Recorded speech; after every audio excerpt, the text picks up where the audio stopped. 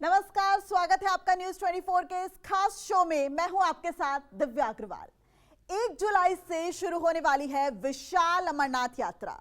देश दुनिया के शिव भक्तों को इस यात्रा का बेसब्री से इंतजार रहता है और इस बार भी इस बड़ी यात्रा को भव्य और दिव्य बनाने की हर तैयारी पूरी कर ली गई है।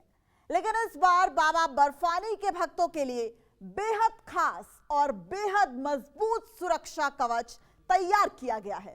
इंसानी और कुदरती हर मुसीबत से भक्तों को बचाने के लिए इस कवच को बड़ी मजबूती के साथ तैयार किया गया है। न्यूज 24 संवाददाता पंकज शर्मा ने जम्मू कश्मीर की जमीन पर तैयार हो रहे इस सुरक्षा कवच का जायजा लिया।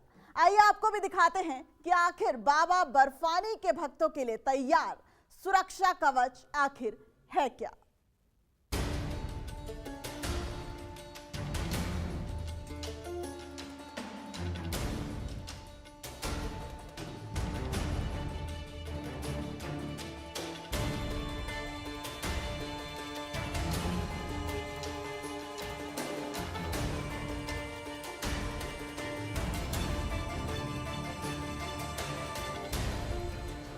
खुलने वाला है बाबा बर्फानी का दरबार। भक्तों की सुरक्षा के लिए कवच तैयार।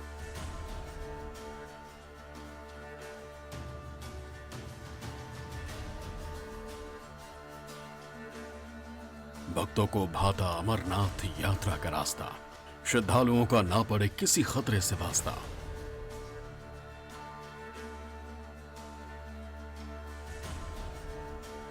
भोले के भक्तों के लिए रेस्क्यू टीमें हुई तैयार।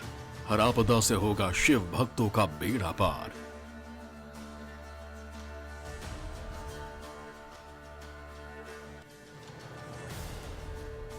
हिमालय की गोद में बसा शिव धाम अमरनाथ। देश और दुनिया के शिव भक्तों की अपार श्रद्धा का केंद्र, जहां हर साल हजारों भोले के भक्त कई दुर्गम रास्तों और बहुत सी मुसीबतों का सामना करके बाबा बर्फानी के हिम स्वरूप के दर्शन करने पहुंचते हैं।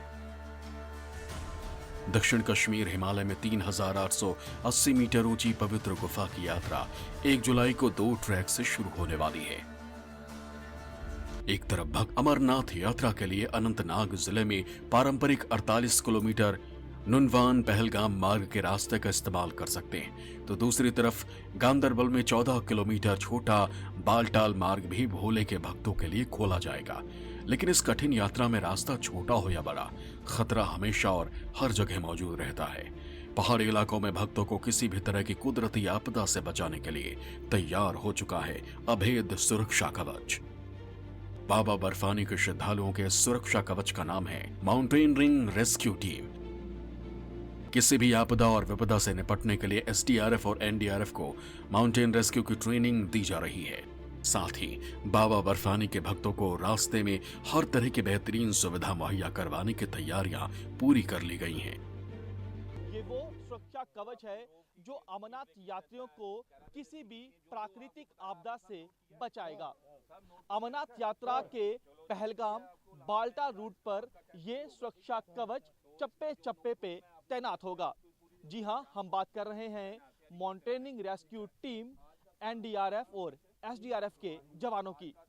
ये वो बहादुर जवान हैं जो दोनों मार्गों पर चप्पे चप्पे पे मौजूद रहेंगे ताकि देश विदेश से बाबा बर्फानी के दर्शनों को आने वाले श्रद्धालुओं पर किसी तरह की आंच ना आ सके। सांबा के नड में इन सभी जवानों को माउंटेन रेस्क्यू की सख्त ट्रेनिंग दी जा रही है। 15 दिन के इस ट्रेनिंग के बाद ऊंचाई वाले इलाकों और प्राकृतिक आपदा प्रभावित क्षेत्रों में ये टीमें लोगों की मदद करने के लिए पूरी तरह तैयार होंगी। इस स्पेशल ट्रेनिंग में एनडीआरएफ के 40 मेंबर्स के 6 बैच को शामिल किया गया है और इन्हें 13 विशेषज्ञ ट्रेन कर रहे हैं। जवान जब कठिन से कठिन ऑपरेशन को जाते हैं तो देखिए वो मंजर बेहद ज्यादा खौफनाक होता है। ये आप देखिए, ये पिकी बैग के जरिए विक्टिम को ऊंची चट्टान से नीचे लाया जा रहा है। ये हम आपको ड्रिल दिखा रहे हैं। ये जवानों को ट्रेनिंग दी जा रही है। जब रियल टाइम सिचुएशन होगी ठीक वैसी होगी। आप देखिए बेहद ऊंची चट्टान, कई फीट ऊंची चट्टान, और आप देखिए पिकी बैग के जरिए विक्टिम को नीचे लेकर आया जा रहा है। साहब, ये जो देखने में हमें आसान दिख रहा है, लेकिन बेहद ज़्यादा चुनौतियों से बड़ा ऑपरेशन होता है, क्योंकि एक विक्टिम को सुरक्षित नीचे लेकर आना बेहद ज़्यादा हाइट से। ये इसी तरह का हम पहले इनको ट्रेनिंग देते हैं कि पहले रैपलिंग जब करवाते हैं तो वो इसी का पार्ट होता है कि पहले खुद कैसे उतरा जाता है, उसको कैसे उतरना है, किस तरह की है। ये रोज़ाना इस तरह की एक्सरसाइज चलती है। 15 दिन का जब हमारा कोर्स होता है, 15 दिन में हम इनको ये हर रोज़ ये ट्रेनिंग देते हैं, इनको इनके अंदर कॉन्फिडेंस बढ़ाते हैं। ये ऑपरेशन कितना बड़ा चुनौतियों से भरा होता है जब अब रियल टाइम सिचुएशन होती है तो? जब एक ट्रेनिंग और जो जहाँ ऑपरेशन का अलग ही होता है, मगर ट्रेनिंग में हम जितना तैयार करते हैं, इसको जितना फिट करेंगे, वो ऑपरेशन में ही उतना ही कारगर होगा। जितने जवान डेली ड्रिल करेंगे उतना ही जवान जो है वो मजबूत होगा, उतना ही काबिल होगा, उतना ही ट्रेंड होगा, ताकि किसी भी रेस्क्यू ऑपरेशन में जब जवान जाए, जो जिम्मेवारी उसे सौंपी जाए, सुरक्षित तरीके से वो तमाम विक्टिम को एक एक करके नीचे लेकर आए। इस ट्रेनिंग की सबसे खास बात यह है कि सिर्फ जम्मू कश्मीर के लोगों को ही यात्रा मार्गों पर MRT की तैनाती का हिस्सा होने के लिए चुना गया है। साथ ही पहली बार SDRF रेस्क्यू टीम मेंबर्स को नई तकनीक और उपकरणों के साथ ट्रेनिंग दे रहा है। जवान जब किसी भी रेस्क्यू ऑपरेशन के लिए निकलता है तो हर एक जवान अपने साथ ये तमाम साजो सामान कैरी करता है। विशेष तरह के सूट आपको यहाँ पर दिखेंगे, विशेष तरह के जूते आपको यहाँ पर दिखेंगे, आपको यहाँ पर डिटेक्टर दिखेंगे, और रॉड आपको यहाँ पर दिखेगी और रोप दिखेगी। ये जो सामान आप देख रहे हैं ये अपने आप में बेहद ज़्यादा खास है। हेलमेट है, बेहद ज़्यादा खास है।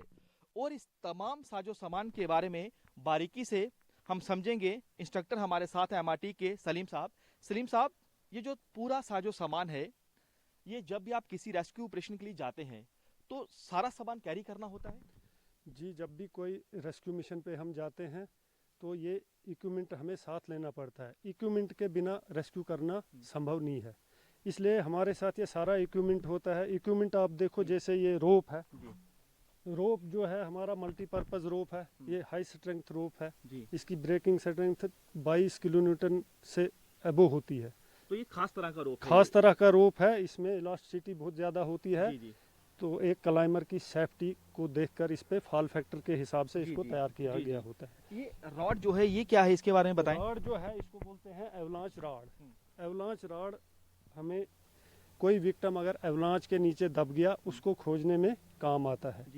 तो इसलिए हमें ये रॉड साथ लेना पड़ता है और इसकी प्रॉपर ड्रिल हम जवानों को बताते हैं कि कैसे उस बर्फ में उसको खोजना होता है। बर्फ के नीचे अगर कोई दबा है तो इससे आप लोगों को पता चल जाएगा। पता चल जाता है। इसमें जब हम इसको बर्फ में नीचे डालते हैं तो हमें पता चल जाता है जब ये उसके साथ टकराएगा। इसके अलावा क्या कुछ डिटेक्टर भी होते हैं? डिटेक्टर भी है हमारे पास, एक वो जिसको हम बोलते हैं पर्सनल प्रोटेक्टिव इक्विपमेंट। डिटेक्टर जो होता है एवलांच विक्टिम डिटेक्टर, AVD। ये एक प्रोफेशनल टीम के पास होता है, लेकिन आम लोगों के पास ये नहीं होता है। तो ये अपनी टीम की पर्सनल प्रोटेक्शन के लिए है। यानी जब आप किसी ऑपरेशन के लिए जा रहे हैं तो आपके पास ये मौजूद रहता है। जब दूसरा जवान को पता चल जाएगा कि आपकी लोकेशन क्या है। हाँ, जब ये हमारे जवान किसी ऐसे सिचुएशन को क्रॉस करते हैं जहाँ एवलांच थ्रेट हो, तो वहाँ क्रॉस करते समय हम अपना जवान जब क्रॉस करेगा इसको ऑन करके सेंड मोड पे रखते हैं। इसका अलग अलग जो बटन फंक्शन करता है, सेंड मोड पे रखते हैं, एक एक करके क्रॉस होते हैं। तो जब भी अगर कोई इन केस अगर एवलांच के नीचे दब गया तो फिर हम उसको सर्च करते हैं। हम अपना जो AVD सर्च मोड पे लगाते हैं और वो डिटेक्ट करता है इसको, और इसमें डिस्टेंस भी बताता है और डेप्थ भी कितना गहरा है। अमरनाथ की चढ़ाई में सबसे बड़ी रुकावट कुदरत ही होती है। बारिश, बर्फबारी, भूस्खलन की वजह से पहाड़ों के बड़े बड़े हिस्से अपनी जगह छोड़ देते हैं। इन तमाम बातों को ध्यान में रखते हुए माउंटेनियरिंग रेस्क्यू टीम को हर मुसीबत से निपटने और किसी भी विपदा में फंसे श्रद्धालु को सुरक्षित बचाने की पूरी ट्रेनिंग दी जा रही है।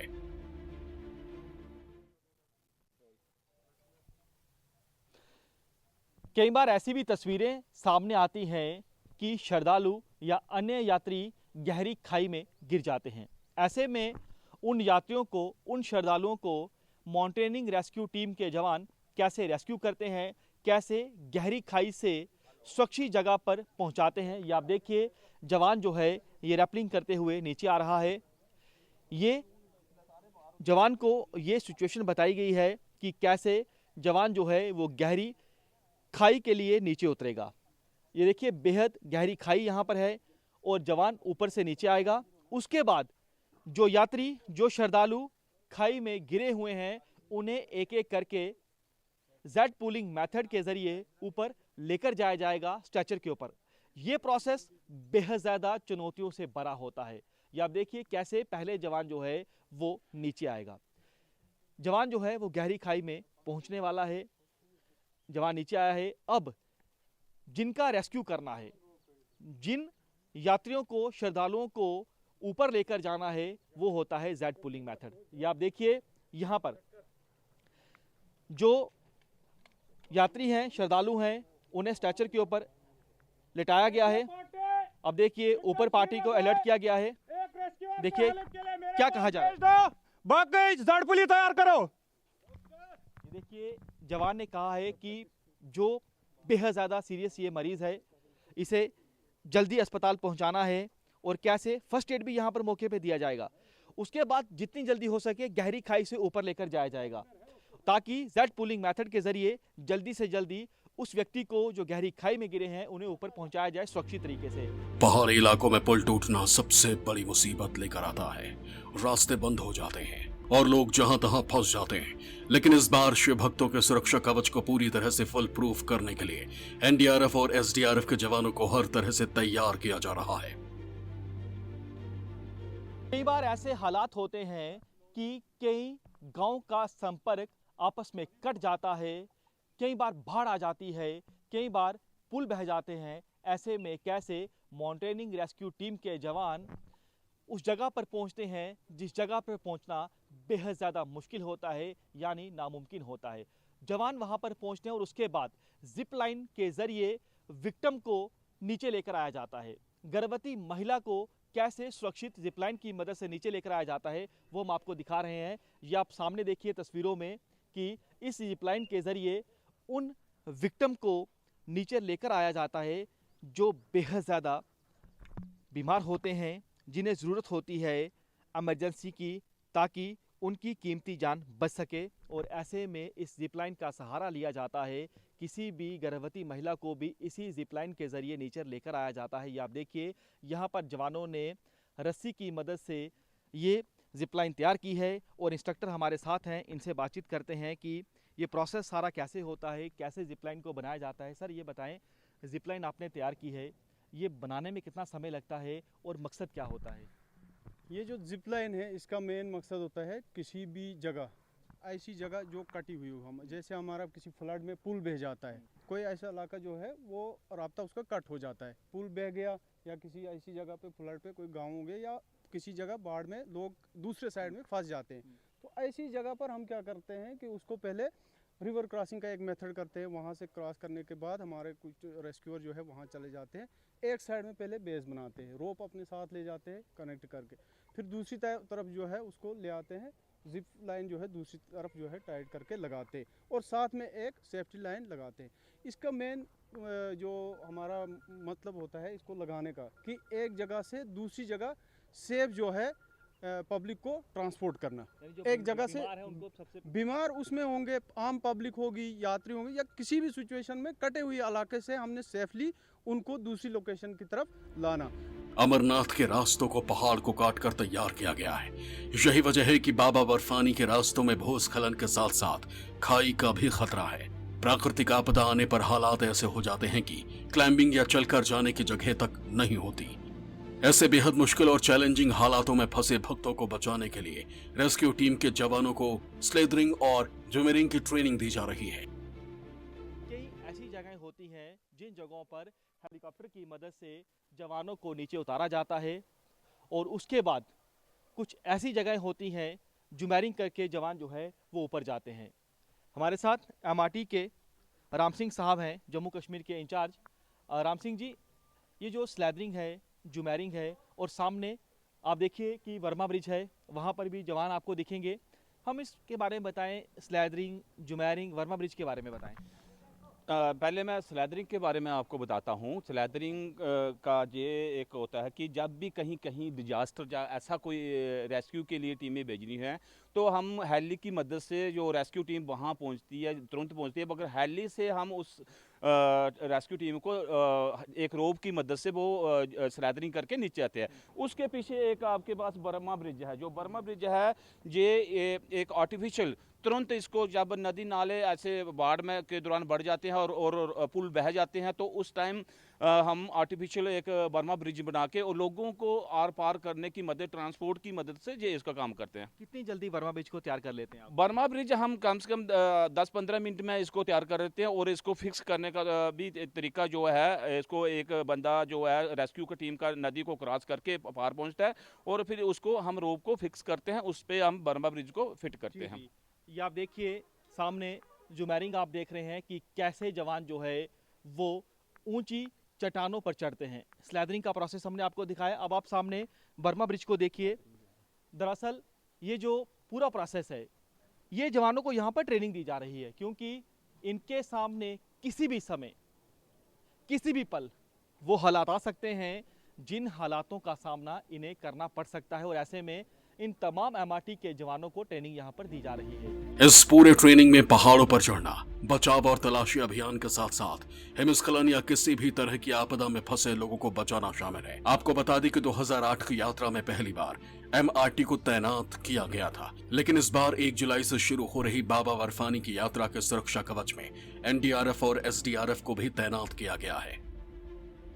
अमरनाथ यात्रा के लिए कई तरह के नियम और सुरक्षा उपाय पहले भी किए जाते रहे हैं, लेकिन इस बार तैयारी बेहद खास है और इस तैयारी को करवाने वाले लोग भी खास हैं। हमारे संवाददाता पंकज शर्मा ने रेस्क्यू टीमों को ट्रेनिंग देने वाले स्पेशल ऑफिसर्स से भी बात की। सुनिए इस पूरी तैयारी को लेकर ट्रेनर्स और सीनियर ऑफिसर्स का क्या कहना है। नहीं, हमारी टीमें पिछले साल भी आई थी, टीमें हमारी यहाँ पर करके गई और हर साल हमारी टीमें यहाँ पर आती है। लास्ट 2 साल से शुरू हुआ ये, ताकि देशवासियों को अपना एश्योर करना कि आप यात्रा करो, आराम से करो। जब तक ये एनडीआरएफ, एसडीआरएफ और एमआरटी की टीमें हैं, आपको किसी चीज़ से घबराने की ज़रूरत नहीं है। और जब भी कोई अगर आपदा आता है, हम हमेशा देश के सेवा के लिए हमेशा तैयार रहते हैं। हमारी ये ट्रेनिंग का मेन मकसद वही है कि अपने आप को तैयार करना, और हमारी एनडीआरएफ की ट्रेनिंग जो है थ्रू आउट ईयर तक चलती रहती है। पूरे अपने आप को हमारी जैसे सीबीआरएन है, सीएसएसआर है और एमएफआर है, उसके बाद डीप डाइविंग है और उसके बाद जो फायर फाइटिंग वाली है, सारी वो ट्रेनिंग हमारी चलती रहती है। पर ये स्पेशल इसीलिए वो दिया जा रहा है कि जब भी अमरनाथ यात्रा से पहले हर साल ये ट्रेनिंग दी जाती है, ताकि श्रद्धालुओं की अगर आपदा, कोई भी आपदा आए, उसको हम बिल्कुल बगैर उसको कोई नुकसान पहुँचे हम उनकी मदद कर सकें।